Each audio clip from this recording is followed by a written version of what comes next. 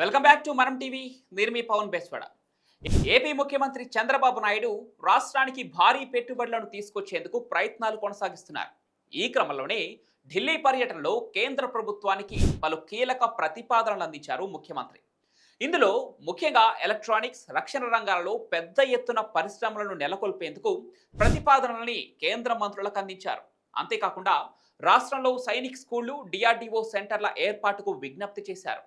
ఈ మేరకు రక్షణ మంత్రి రాజ్నాథ్ సింగ్ తో జరిగిన సమావేశంలో రాష్ట్రానికి సంబంధించిన పలు విషయాలపై చర్చించారు. అంతేకాకుండా కర్ణాటక నుంచి Hindustan aeronautics limited advanced medium combat air craft, light combat air craft ఉత్పత్తిని తమ రాష్ట్రానికి తరలించాలని ప్రతిపాదించినట్లుగా తెలుస్తోంది.